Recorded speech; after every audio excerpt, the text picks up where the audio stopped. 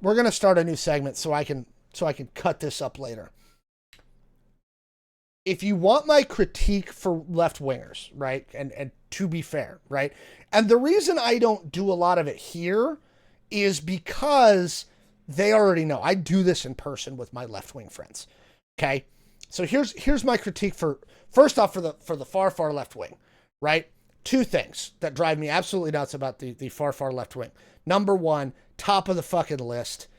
Okay, what's your fucking plan? Okay, they have a lot of fucking ideas. They want to go and do all this shit, but I don't know how you're getting from point A to point B to point C to point D.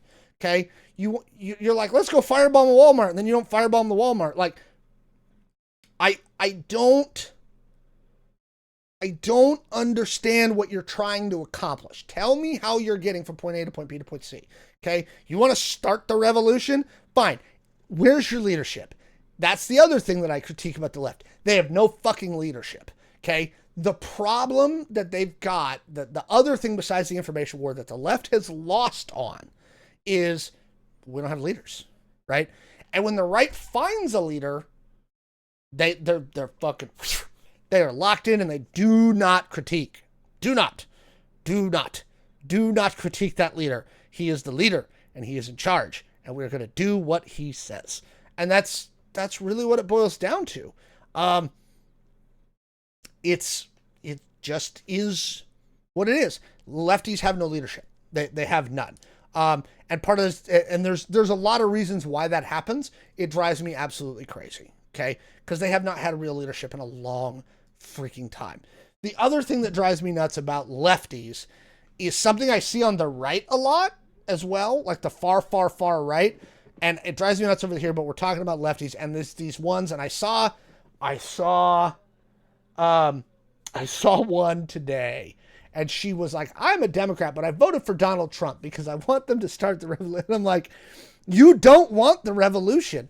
Believe me. Okay. I have it too. And I was talking to another vet friend of mine this afternoon who's very upset. Okay. About this whole thing. And I was like, the thing that drives me nuts about these accelerationists who are calling for revolution is you've never been to a country where the infrastructure's collapsed. You have never been to a place that's in the middle of a revolution and seen what that looks like. I have. I have seen what a country looks like when it has fallen the fuck apart. Okay? And there is nothing, no leadership. It's anarchy. And it is ugly. It is an ugly thing. You don't want that to happen. Okay? It is horrible. So why you're trying to accelerate us into this weird revolutionary state, I don't fucking get it. I don't fucking get it. Okay? Like, I don't know why you want that. Because it's not good. Okay? Those kind of revolutions come with a fucking body count. Okay? That's what it is. So, that's my critiques for the left. So for the folks who are watching who are like, well, this is a more lefty product, you don't. No. I have my critiques for the left. Believe me. And right now, there's large portions of the left that are ripping each other to pieces right now in a way that you didn't see the right do when Trump lost in 2020. They were just like, oh, bad, evil Democrat, where they are deeply trying to figure out what the hell just happened, and they're up, and they're tearing each other to pieces, right? And some of them rightly so. Again, I don't know. If you were to ask me right now and bookmark it, if you were to ask me what I think happens over the next 4 years, I think that this basically, not in name, but in practice, we become two countries, right? You are legit going to have two countries. You're going to have the Northeast and the coast, and then kind of this little swath in the middle. And you're going to have everybody else. And those states are all going to run very differently, right? It's going to be like going to a different country. There's already huge cultural differences between those areas in the United States. I think those are going to become more and more and more pronounced over the next 4 to 8 years. That's my guess, right? My worst case scenario, and this is the thing, and I'll be honest with you.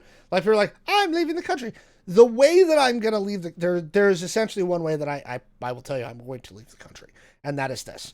I believe that there is a non-zero chance that we're going to be in a shooting war with Iran in 9 months, because Netanyahu's going to take the gloves off. He did it today, and he did it yesterday, very quietly. Didn't get noticed much in the Western press. His defense minister, who was kind of trying to work a ceasefire deal over there in Israel, was fired yesterday during the election. And then today they announced, so what they've done is they built this road from Israel all the way through Gaza to the ocean and basically cut the Gaza Strip in half. Today they announced that no Palestinians will be allowed to return to the northern half of Gaza ever. They'll have the rest of the Gaza Strip and the West Bank annexed in the next 4 or 5 months, tops. And then again, it really is whether he goes to war with Iran, whether he thinks he can affect regime change. If they start recalling people, like retired people, which they have the ability to do, they'd already signed one executive memorandum for it and things like that. I won't. I'll just leave. That's the situation in which I will go. So take that for what it's worth. I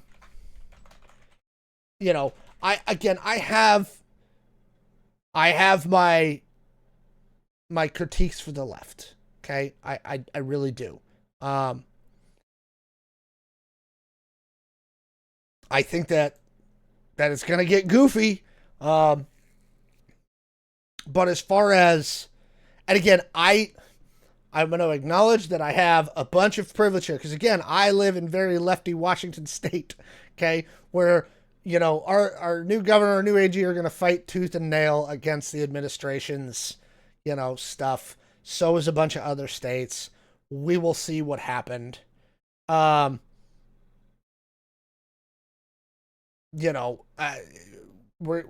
in the chat here, and we're getting a little